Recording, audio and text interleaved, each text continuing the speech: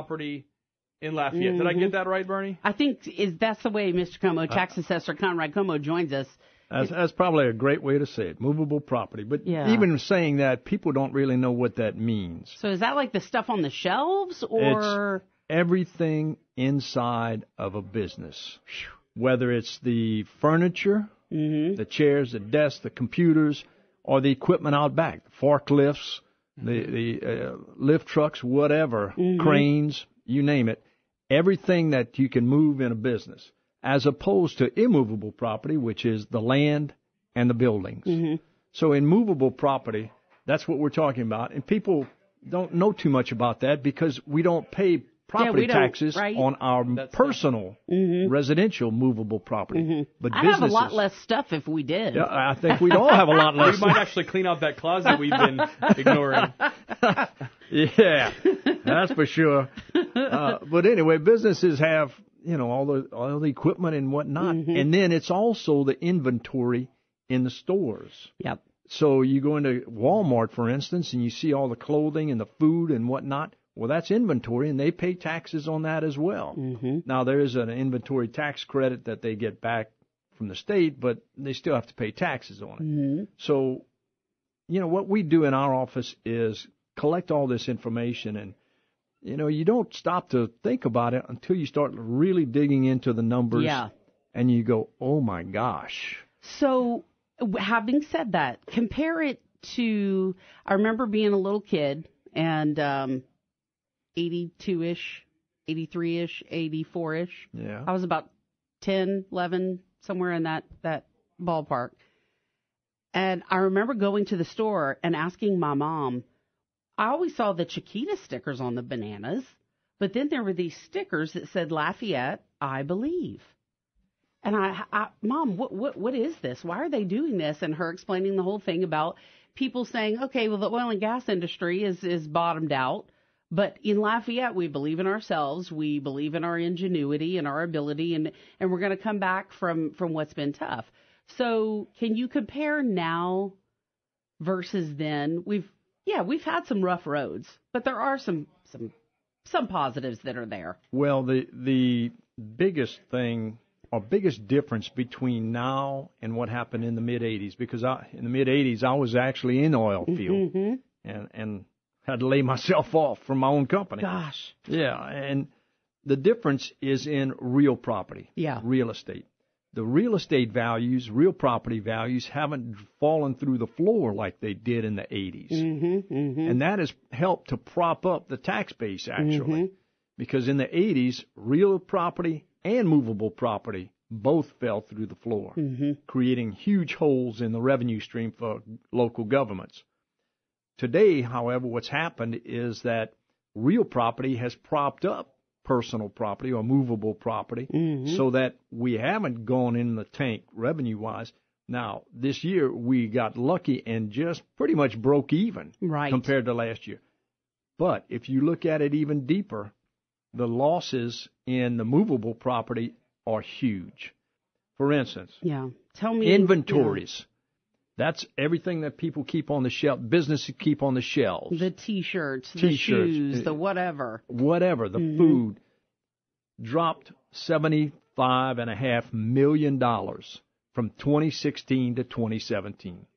Wow, that's huge. Yeah. And then you look at all the movable property from 2016 to 2017 dropped $290 million. $290 million. That means when you go to the mall and you go in those stores, chances are they're carrying less inventory. So instead of having 4 size 10s, you might only have 2 or 1.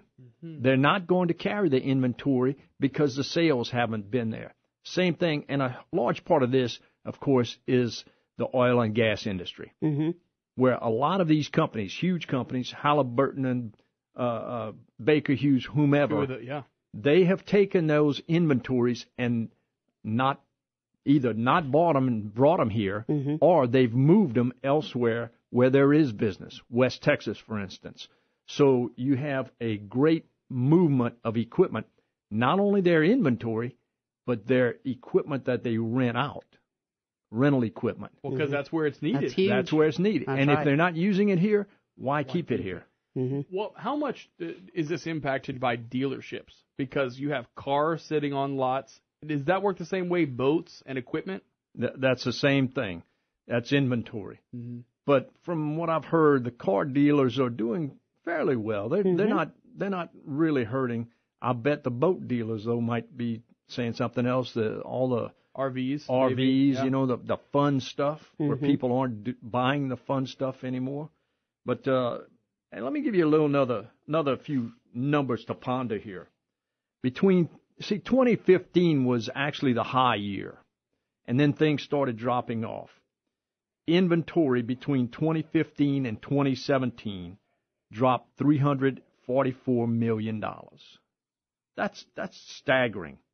The inventory, the personal property that's movable, like all their equipment that they rent out and tools, $146 million drop. Wow. That's just 2-year time. Total drop in movable property from 2015 to 2017, $559 million. Those numbers are staggering. That's $500 million of equipment that was taken out of the parish and is no longer here. Now, will it come back? Who knows? Because the work for it to do, though, has to come back, and then that will follow, or else the sales. That's correct. So we have to hope that drilling in the Gulf picks up, or drilling onshore here picks up. But there's really been no indication that that it's going to take off in a wild way, in a rapid way. Right. Well, and I'm trying to just now, because now I'm thinking about all the different industries, and when you talk about oil field, especially when we're a exploration, that's what we do in the oil and gas industry. So we need all that equipment. We need all that here. Absolutely. When I look at all these other industries that have popped up, when we talk about software, when you talk about even CGI or other virtual things, they probably don't bring much equipment because it's all done on a computer. That's correct. Absolutely. And that's part of the problem. Even AT&T or Bell South, whatever whatever name you want to attribute. Whatever year it is. Yes. Right. The amount of their equipment has dropped tremendously in the parish because you don't have these massive computers anymore making all these connections. It's done on little computers that cost a fraction of what those mainframes used to cost. Well, I don't think anyone realizes how that plays into our overall tax picture. I mean, I think the average person, when you say taxes, especially on business, they're thinking sales tax. Yeah, absolutely, or right. maybe property tax. Right. Right. Wow. Yes. And even another indicator for me is bank stocks. Okay.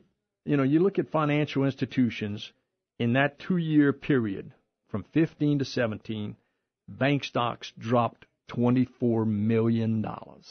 Wow. That says a lot because the banks are feeling it. They're feeling it as well.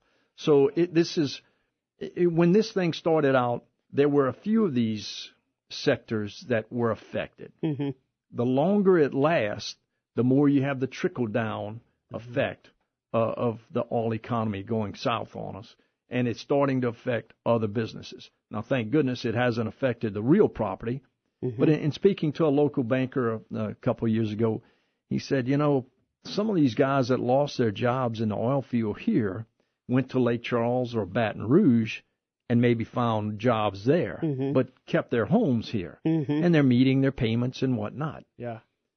You just wonder how much longer they're going to stay living here, and might just say at some point, well, this commute is all right, but my kids, I know, and so they may just pick up. A ton about Midland right now. I mean, we're hearing a ton about what people are making there, and they're moving their whole families. Yeah. Wow. So the other indicators that we see are apartment vacancies. Apartment vacancies are up, and of course the hotel business here is really taking it on the chin, because a lot of their business used to be oil and gas as well.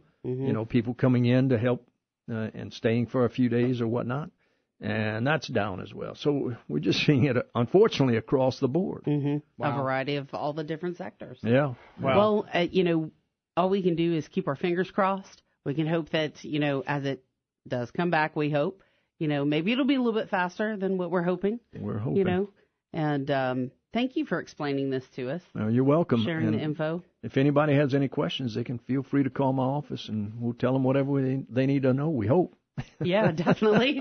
Wow. All right. 8:48 now at News Talk 96.5 KPEL. Thanks for the great information. We read this story yesterday, and I was like, I need to hear more about this. So, thanks for bringing it. Oh, you bet. Appreciate it. 8:48 now at News Talk 96.5 KPEL. Vice President speaking now at the Pentagon. Would you like to go to that now? Sure, we can. All right, let's go in. All right, we'll September 11th Memorial Service is going on. Here is Vice President Mike Pence.